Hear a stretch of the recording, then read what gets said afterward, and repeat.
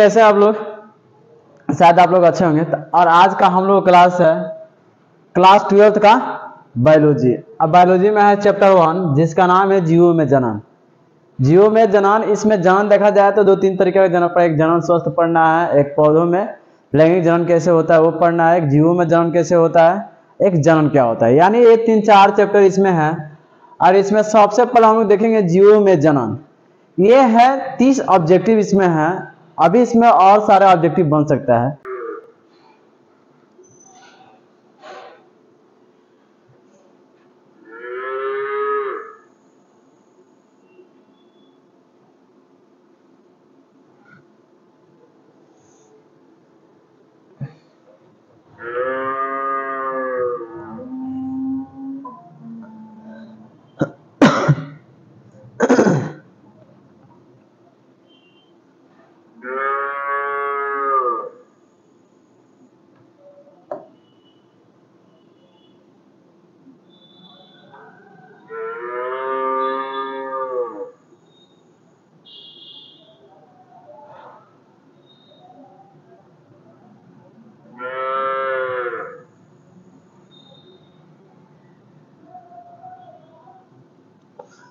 चलिए, तो हम लोग का पहला क्वेश्चन है पंचानन महेश्वरी जी का जन्म कब हुआ। ये है चैप्टर 1।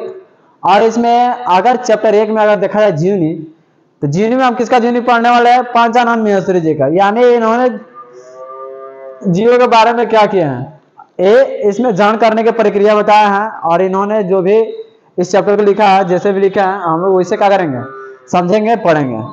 तो इस चैप्टर का लेखक कौन है? तो पंचानन महेश्वरी। कौन है? चैप्टर 1 है। चैप्टर 1 में कौन लेखक कौन है चैप्टर 1 का? तो पंचानन महेश्वरी। पंचानन महेश्वरी जी के बारे में हम लोग सीखेंगे। तो पहले सीखेंगे हम लोग पंचानन महेश्वरी का जन्म कब हुआ था। पंचानन महेश्वरी जी का जन्म कब हुआ था हम यहाँ से देखेंगे 1705, 1904, 1302 और 1200 ईस्वी। देखिए, आप लोग कोई भी क्वेश्चन हो, क्वेश्चन को पढ़ के समझने का प्रयास करिएगा। आप समझ कर उसके बाद बनाने का क्या करेंगे, प्रयास करेंगे। ठीक है। अब ये ना अगर बिना कुछ यहाँ देखे लिखा रहता है जन्म मृत्यु, यहाँ पे देख देखे ध्यान लगा देंगे, तो ऐसा ना, ऐसा नहीं। पहले क्वेश्चन को अच्छे से पढ़ेंगे। पंचानन महेश्वरी का जन्म कब हुआ था, यानी पंचानन महेश्वरी का जन्म कब हुआ था? 1705 में हुआ था, 1904 में हुआ था, 1302 में हुआ था, या 1200 ईस्वी में हुआ था। इस 4 ऑब्जेक्टिव रहेगा, चारों में से क्या करेंगे, किसी एक ऑब्जेक्टिव का सही आंसर लगाएंगे। बताइए इसमें आंसर कौन सा होगा? इसमें होगा 1904। क्या हो जाएगा? 1904 में उसका जन्म हुआ था। उन्होंने टोटल 62 साल जिए थे। कितने? 62 साल जिए थे। तो समझिए 1904 में जन्म लिया है, तो इसका हिसाब से उनका मृत्यु कब हुआ होगा? 1962 में उनका मृत्यु हुआ होगा। 1966 में। 1966 में क्या होगा? मृत्यु होगा। कितने साल जीवित रहे? तो यानी 62 साल जीवित रहे हैं। अरे समझ में? 1904 में किनका जन्म हुआ? तो पंचानन महेश्वरी जी का। आइए नेक्स्ट क्वेश्चन पे। नेक्स्ट क्वेश्चन है आपका कि पंचानन महेश्वरी का जन्म कहाँ हुआ था, यानी कौन से एरिया में, कौन से इलाके में हुआ था उनका जन्म? ईटानगर में हुआ था, नवादा में हुआ था, भागलपुर में हुआ था, या जयपुर में हुआ था? कहां पे हुआ था पंचानन महेश्वरी जी का जन्म?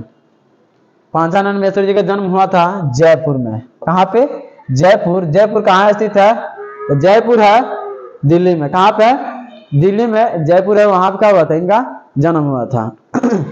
अरे समझ में आया? जयपुर में इनका जन्म हुआ था। चलिए नेक्स्ट क्वेश्चन चलते हैं। नेक्स्ट क्वेश्चन है आपका, पंचानन महेश्वरी जी का किस चीज का उपाधि प्राप्त था, यानी पंचानन महेश्वरी किस चीज का उपाधि प्राप्त किए थे? किस चीज का उपाधि प्राप्त किए थे? मैथमेटिक्स का, भौगोलिक साइंस का, या डॉक्टर ऑफ साइंस का, या इनमें कोई नहीं? बताइए चारों में से कौन सा सही आंसर होगा? मैथमेटिक्स होगा, भौगोलिक साइंस होगा, या डॉक्टर ऑफ साइंस होगा, या इनमें कोई नहीं? चारों में से कौन सही आंसर होगा? इसमें सबसे सही आंसर हो जाएगा डॉक्टर ऑफ साइंस। क्या होगा? डॉक्टर ऑफ साइंस का क्या किए थे, उपाधि प्राप्त किए थे? कौन? पंचानन महेश्वरी। इन्होंने क्या किए थे? इसमें पीएचडी कर रखे थे। कौन? डॉक्टर ऑफ साइंस में कौन पीएचडी कर रखे थे? पंचानन महेश्वरी। ठीक है। अरे समझ में आता? चलिए नेक्स्ट क्वेश्चन में चलते हैं हम लोग। पंचानन मैसूरी का किस चीज में सबसे ज्यादा रुचि था? वो सबसे ज्यादा किस चीज में रुचि रखते थे? सबसे ज्यादा उनको किस चीज में रुचि था? मैथमेटिक्स में, भूगोल में, जीव विज्ञान में या वनस्पति विज्ञान में? किस में सबसे ज्यादा रुचि था? तो सबसे ज्यादा रुचि वनस्पति विज्ञान में उनका था। किसमें था? वनस्पति विज्ञान में।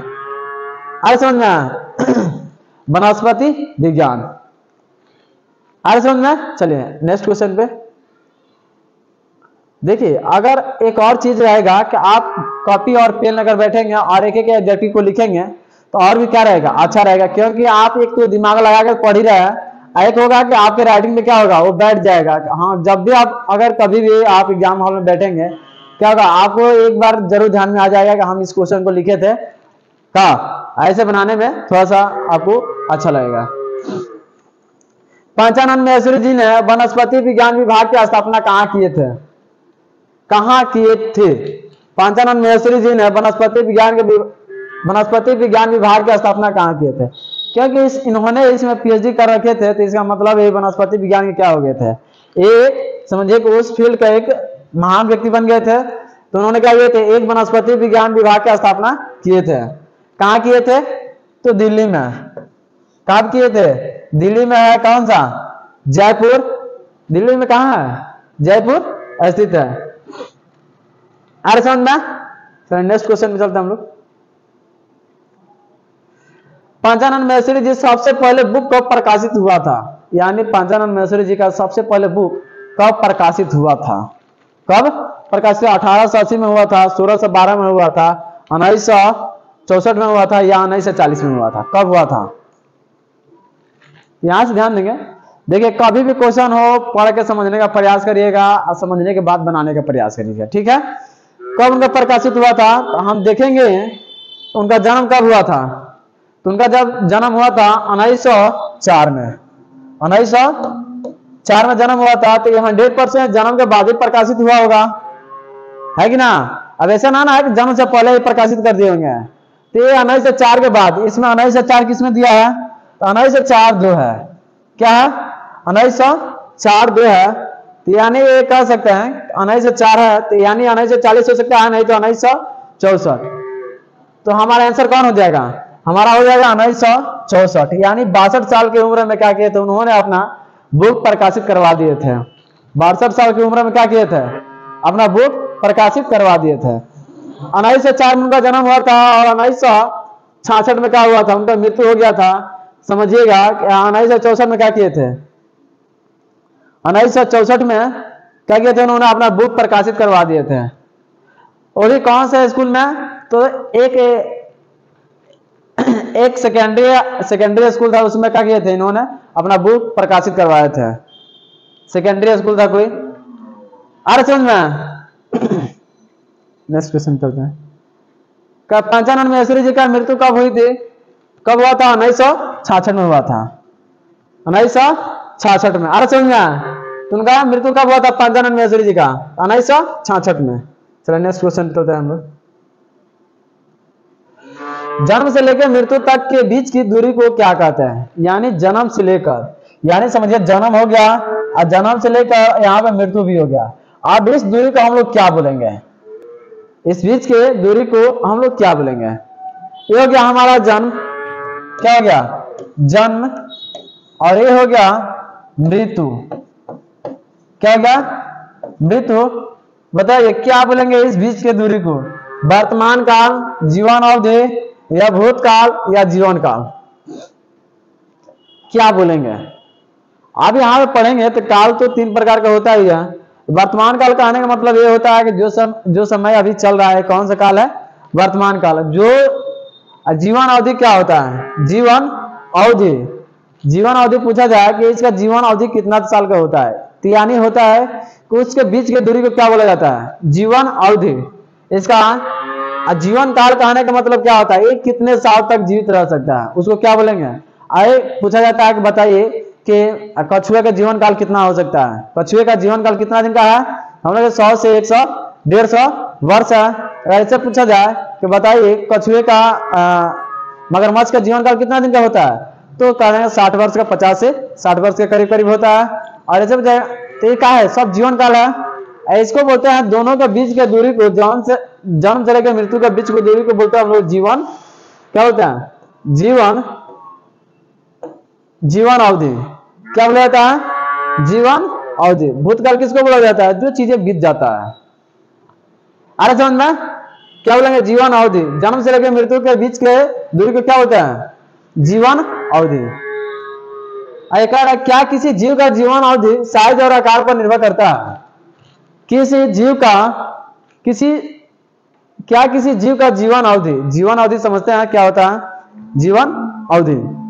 इन दोनों के बीच के जो जीवन अवधि होता है, बीच के दूरी को, क्या उसके आकार और साइज पे निर्भर करता है? नहीं, हाँ, केवल बी, ए और बी, कोई नहीं। कौन होगा इसमें सही आंसर? सही आंसर कौन होगा? हम कह देंगे नहीं, उसके साइज पे निर्भर कभी नहीं करता है। क्या करता है? साइज पे निर्भर कभी नहीं होता है कि हाँ ये कितने साल तक जीवित रहेगा, है कि ना। अब देखिए कि हम लोग कह देंगे कि हम लोग अगर देखा जाए तो हम लोग साइज और कछुए के साइज में, हम लोग का जिंदगी कितने साल का होता है? जीवन हम कह देंगे 60 से 70 साल, 80 साल के करीब करीब होता है। अब वहीं पे देखा जाए कछुआ तो छोटा सा होता है, लेकिन फिर भी 100 से 150 साल तक क्या होता है? 100 से लेकर 150 साल तक जीवित रहता है कि ना। तो दोनों में क्या है? बहुत काफी डिफरेंट है। वहां पे तोता ले लेंगे और कौवा ले लेंगे तो उनके भी जीवन काल में क्या होता है? बहुत सारे डिफरेंस होता है। अरे यहां तक समझ में? चलिए आगे बढ़ते हैं। चलिए, क्या प्रत्येक जीव का मृत्यु निश्चित है? अब समझिए कि जो जितने भी जीव है, क्या उसका मृत्यु निश्चित है? बताइए आप लोग, उसका मृत्यु निश्चित है कि नहीं है? कहा जाता है कि आपने देखे होंगे कि जो भी बड़े बड़े ग्रंथ से रिलेटेड जो भी बात बताते हैं, वो लोग कहते हैं कि इस पृथ्वी पे जो भी जीव जन्म लिए हैं, ये सब मृत्यु क्या है? निश्चित है। लेकिन मृत्यु निश्चित नहीं है। जो एक कोशिकीय जीव होता है, एक कोशिकीय जीव, उसका मृत्यु निश्चित नहीं होता है। उसका क्या होता है? जैसे मान लीजिए कि बहुत सारे बैक्टीरिया है, बहुत सारे वायरस है। क्या वायरस क्या है? ना निर्जीव होता है ना सजीव होता है। जैसे मान लीजिए कि इन्वायरमेंट में फ्लो कर रहा है, यानी बह रहा है, अब मान लीजिए जिधर हवा आया उसको उधर ही लेके चला गया, वो तब तक क्या है? वो मृत्यु है। लेकिन जैसे वो सजीव के संपर्क में आता है, वायरस जो है सजीव के संपर्क में आता है, तुरंत क्या होता है? अपने आप को एक्टिव कर लेता है। तो क्या होगा? जीवित है कि मृत है? वो दोनों के बीच के कड़ी को माना जाता है। वायरस को क्या होता है? दोनों के बीच के लिंक को माना जाता है उसको। अरे समझ में? इसलिए कहा जाता है कि वह कौन सा, अब बहुत बार एग्जाम में पूछ ले, बताइए वायरस जो है, वायरस सजीव है या निर्जीव है? सजीव है या निर्जीव? या निर्जीव है? क्या है? वायरस जो है सजीव है या निर्जीव है? तो वायरस ना सजीव है ना निर्जीव है। क्या है? दोनों के बीच के कड़ी को माना जाता है कि ना। तो हम कह देंगे कि जो क्या प्रत्येक जीव का मृत्यु निश्चित होता है? तो हम कह देंगे नहीं, प्रत्येक जीव का मृत्यु क्या होता है? निश्चित नहीं होता। जो एक कोशिकीय प्राणी होता है, जीव होता है, उसका क्या होता है? मृत्यु निश्चित नहीं होता है। अरे समझ में?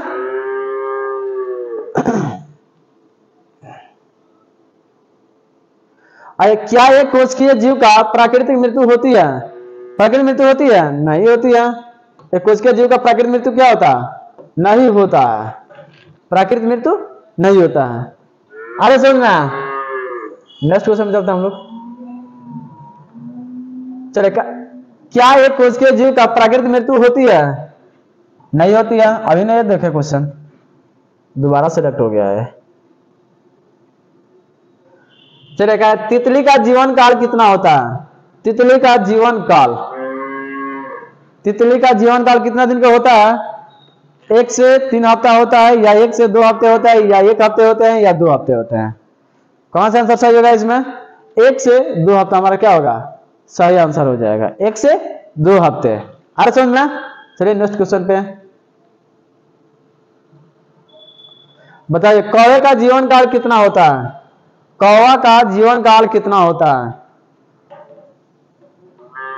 15 वर्ष होता है, 20 वर्ष होता है, 30 वर्ष होता है, 10 वर्ष होता है। कौन आंसर सही आंसर होगा बताइए, इसमें से कौन सा आंसर सही होगा? कौन सा आंसर सही होगा? 15 वर्ष। कौवे का जीवन काल कितना होता है? 15 वर्ष का होता है। ऐसा आगे बढ़ा जाए, चलिए नेक्स्ट क्वेश्चन पे। एक क्वेश्चन पढ़ लिया, दोबारा सिलेक्ट हो गया। तो मगरमच्छ का जीवन काल कितना होता है? मगरमच्छ का जीवन काल कितना होता है? 1 से 15 वर्ष, 60 वर्ष, या 1 से 30 वर्ष, या 40 वर्ष? देखिए उसका होता है जीवन काल 50 से 60 वर्ष। आप लोग को जो एनसीईआरटी वाला बुक है उसमें 60 वर्ष लिखा है, लेकिन 50 से 60 वर्ष के करीब करीब जीता है। ऐसा है कि ना? 60 वर्ष दिया है आप लोग को बुक में, लेकिन यहाँ क्या 50 से 60 वर्ष तक क्या होता है इनका जीवन काल होता है। हमारा क्या हो जाएगा? ए 50 से 60 वर्ष हो जाएगा। अरे समझ में? मगरमच्छ का जीवन काल कितना दिन का होता है? 50 से 60 वर्ष। कछुआ का जीवन काल कितना होता है? कछुआ का अभी होता है 50 से 60 वर्ष होता है। चलिए नेक्स्ट क्वेश्चन पे। कह रहा है एकल जीव द्वारा संतति को जन्म देने वाले जीवों में कौन सा जनन होता है? कह रहा है एकल जीव द्वारा, यानी एक जीव द्वारा संतति को जन्म देने वाले जीवों में कौन सा जनन होता है? यानी जो एक कोशिकीय जीव है उनमें जो जनन होता है वो कौन सा जनन होता है? कौन सा जनन होता है? लैंगिक जनन होता है, जनन होता है, अलैंगिक जनन होता है, या मुकुलन होता है? कौन सा जनन होता है एक कोशिकीय जीव में? एक कोशिकीय जीव में कौन सा जनन होता है? तो अलैंगिक जनन होता है। क्या होता है? अलैंगिक जनन किसे कहते हैं? अलैंगिक जनन किसे कहते हैं? जिसमें क्या होता है नर और मादा जो होता है सेक्स ऑर्गन दोनों एक ही पे क्या होता है पाए जाते हैं, उसे क्या बोलते हैं? अलैंगिक जनन कहते हैं। आज जो भिन्न भिन्न अंगों से यानी सेक्स ऑर्गन से क्या होता है जनन होता है, यानी मेल और फीमेल जो होता है एक अलग अलग क्या होता है कि male sex organ female sex organ से मिलने से क्या होता है? ऐसा बात ना है कि उसमें नहीं मिलता है, लेकिन दोनों क्या होता है एक ही में होता है कि ना? तो होता है तो कौन सा जनन होता है? जब मेल और फीमेल सेक्स ऑर्गन से मिलने से जो संतति जन्म लेता है, यानी अलग अलग क्या होता है सेक्स ऑर्गन से मिलने से जो एक नए संतति को जन्म देते हैं क्या होता है? लैंगिक जनन होता है। अरे समझ में आया?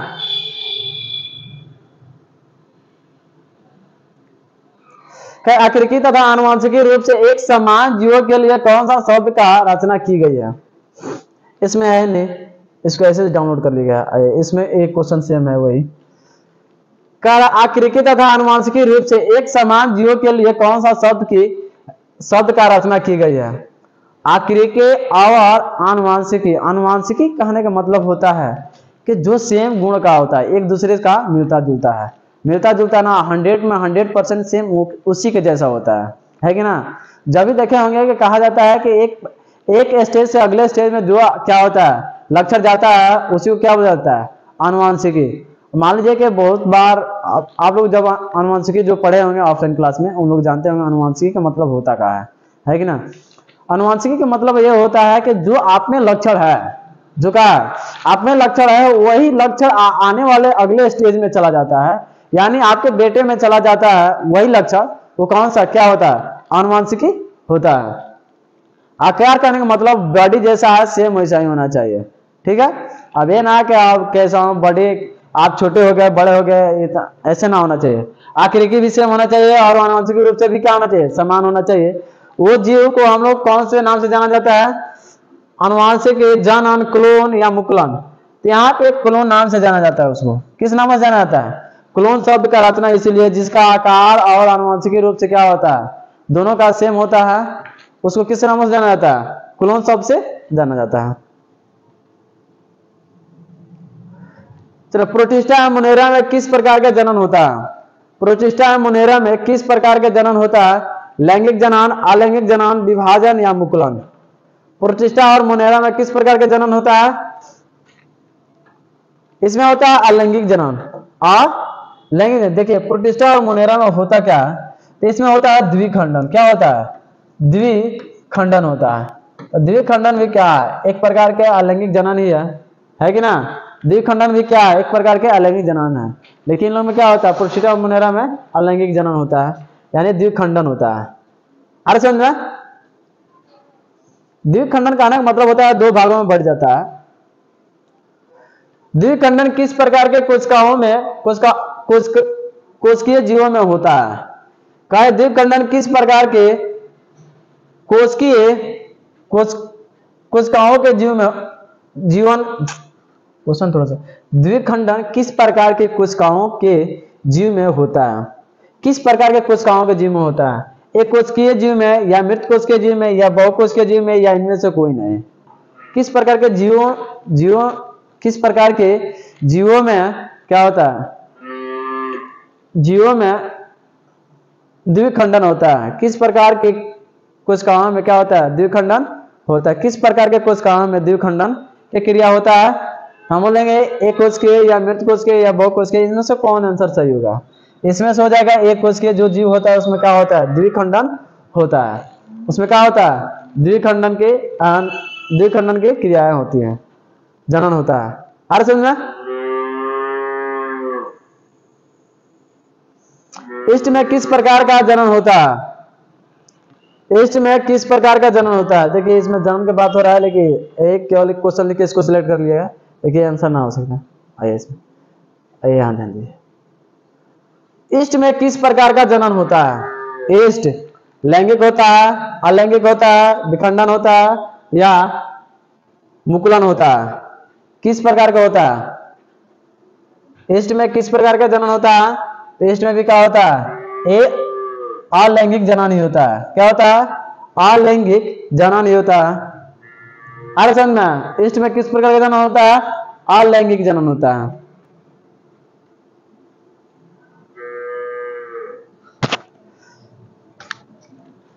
चलिए कह रहे अमीबा में किस प्रकार का जनन होता है? अमीबा, ईस्ट और अमीबा दोनों हो सकता है कि यहाँ पे अमीबा में पूछा है, अमीबा में किस प्रकार के, अमीबा क्या करता है? दो बराबर बराबर भागों में क्या होता है? बढ़ता है, यानी द्विखंडन होता है उसमें। इसको होना चाहिए यहाँ पे द्विखंडन होता है। ए अलैंगिक जनन, उसी को बोलते हैं अलैंगिक जनन। हम समझिए तो दो भागों में बढ़ रहा है, तो इसका मतलब उसका क्या, मेल और फीमेल दोनों एक ही में है कि ना? जब मेल और फीमेल जब दो भागों में बढ़ जा रहा है तो मेल और फीमेल उसका ऑर्गन क्या है? दोनों एक ही में है, यानी अपने आप को क्या करता है? दो भागों में बांट लेता है। समझिए कि अमीबा क्या करता है? दो भागों में, उसमें अलैंगिक जनन ही होता है या दोनों होता है। अलैंगिक, अगर अलैंगिक हो द्विखंडन हो रहा है तो वो किसके अंतर्गत आता है? अलैंगिक के अंतर्गत आता है। अगर जिसमें द्विखंडन होता है किसके अंतर्गत आता है? अलैंगिक के अंतर्गत। अगर किसी जीव में द्विखंडन यानी दो भागों में बट रहा है तो कौन सा विभाजन हुआ? अरे कौन सा जनन हुआ? तो होगा अलैंगिक जनन।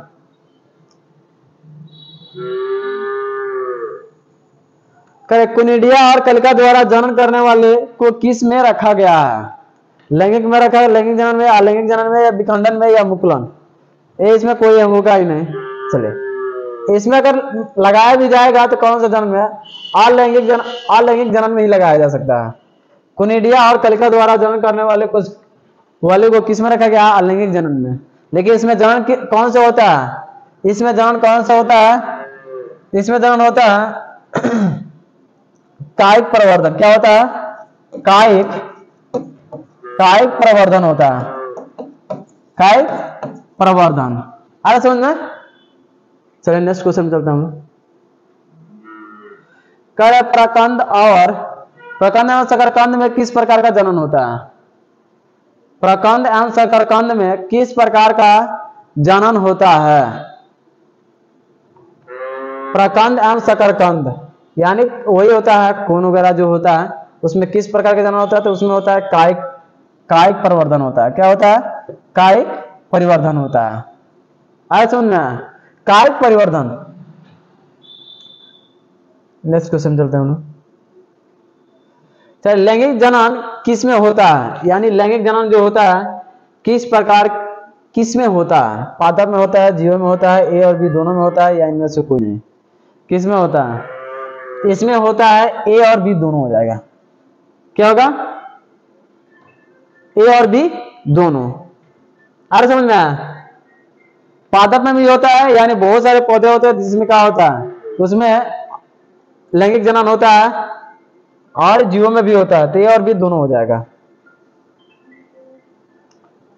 चलिए, वाटर हाइसिंथ किस प्रकार का, किस स्थान पर उगता है? वाटर हाइसिंथ क्या है? वाटर हाइसिंथ एक प्रकार के घास है, खरपतवार है। पूछ रहा है कि वाटर हाइसिंथ किस स्थान पर उगता है? गर्म जल पे उगता है, बहती जल में, या ठहरी जल में, या मीठे जल में? कहाँ पे उगती है? हम लेंगे ठहरे जल में। क्या होता है? वाटर हाइसिंथ एक प्रकार के क्या है, एक घास है, खरपतवार है, जो ठहरे हुए जल में क्या होता है, मिलता है। ठहरे हुए जल में क्या होता है? मिलता है। अरे समझ में? चलिए आगे बढ़ते हैं हम लोग। चलो, वाटर हाइसिंथ खरपतवार कहाँ का आतंक माना जाता है? वाटर हाइसिंथ कहाँ का आतंक माना जाता है? कहाँ का? यहाँ का नेपाल का माना जाता है। नेपाल में ये 100% है कि वहां पे अगर थोड़ा सा गली है ना, अगर गली से वो पानी को क्या होता है, क्रॉस होता है, तो 100% वहां पे भी क्या होता है, ये उग जाता है। वहां पे भी क्या होता है? उग जाता है। थोड़ा सा गड़ा भी होगा, अगर वो नाली का पानी अगर वहां पे आके अगर ठहरता होगा, तो वहां पे भी क्या होगा, वाटर हाइसिंथ जम जाता है। हम लोग घूमे हैं वहां पे, देखे हैं बहुत सारा। अगर बहते हुए पानी में अगर मान लीजिए कि थोड़ा सा वहां पे रुकावट है पानी का, तो वहां पे भी क्या होता है, वहां पे भी जम जाता है। लेकिन रुकावट वाला स्थान पे क्या होता है, सबसे ज्यादा जमता है। आ रहा समझ में? ये कहाँ पे है? तो नेपाल में। चलिए आगे बढ़ते हैं। कह रहे हैं ठहरे जल में सबसे ज्यादा वृद्धि करने वाला खरपतवार कौन सा है? गुलाब, मनी प्लांट, वाटर हाइसिंथ, इनमें से कोई नहीं। क्या वर्ड? Water hyacinth. इसका नाम क्या है? Water hyacinth. ये कहाँ का आतंक माना जाता है? तो नेपाल का। ये कहाँ पे कैसे जल में उगता है? ठहरे हुए जल में उगता है। देखिए, ये वाटर हाइसिंथ देखे होंगे आप लोग। ये क्या होता है समझिए, पानी लगा होता है। क्या होता है? ऐसे समझिए कि पानी लगा रहता है इसमें, और ये होता क्या है, एक पानी इसमें लगा रहता है, एक कुछ ही दिन में क्या होता है, ये ऑटोमेटिकली यहाँ पे जम जाता है। क्या होता है? ये ऑटोमेटिकली ऊपर क्या होता है, जम जाता है कुछ ही समय में। कुछ ही समय नहीं, एक ना के 2-4 घंटे में, यानी 10 या 12 दिन के अंदर ये क्या होता है, उस पर लग जाता है वाटर हाइसिंथ। अरे समझ में? Water hyacinth. और इसमें क्या होता है, नीचे से ऑक्सीजन लेता है। वाटर हाइसिंथ क्या करता है? नीचे से ऑक्सीजन लेता है, और उसमें रहने वाली जो भी जलीय जीव होते हैं, सबकी क्या होता है, डेथ हो जाती है, मृत्यु हो जाता है। क्या होता है? मृत्यु है, क्योंकि नीचे उसको ऑक्सीजन ना मिलेगा। ऑक्सीजन पूरा कौन ले लेगा? वाटर हाइसिंथ में रहता है, उसमें जलीय जीव, रहने वाले जीव कैसे ऑक्सीजन ले पाएंगे, है कि ना? तो इसलिए उनका जीव क्या होता है, उनकी मृत्यु हो जाता है। आइए, वाटर हाइसिंथ में किस प्रकार का जनन होता है? इसमें भी कह देंगे कायिक जनन ही होता है। क्या होता है? कायिक जनन होता है। देखिए, कायिक जनन होता का, कायिक जनन क्या होता है? कायिक जनन आप लोगों ने देखा होगा। ये आलू देखे हैं आप लोग? आलू में जो यहाँ पे निकल जाता है, यानी एक आंख की तरह यहाँ से क्या होता है, निकल जाता है, इसको हम लोग बोलते हैं बर्ड। इंग्लिश में क्या बोलते हैं? बर्ड। हिंदी में बोलते हैं इसे कलिका। क्या बोलते हैं? कलिका। एक कलिका के द्वारा जो क्या होता है, एक नए प्लांट उगता है, और उससे क्या होता है कि नए अपना क्या होता है, नए उसे जो भी चीज मिलता है, समझ में आ रहा है ना? उसे जो भी नया चीज मिलता है, वो क्या होता है, वो किसके कैसे जनन किया है, एक इसी को हम लोग, इसी क्रिया को हम लोग क्या बोलते हैं, कायिक जनन बोलते हैं। इसी क्रिया क्या बोलते हैं हम लोग? कायिक जनन बोलते हैं। आ रहा समझ में? चलिए आगे बढ़ते हैं। चलिए, ऑलमोस्ट हम लोग टोटल क्वेश्चन पढ़ लिया।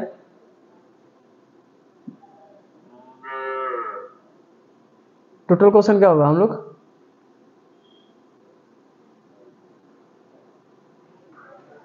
चलिए, आपको ये बताइए, ऐसा ना है कि कहीं आपको, देखिए अगर डाउट है तो कमेंट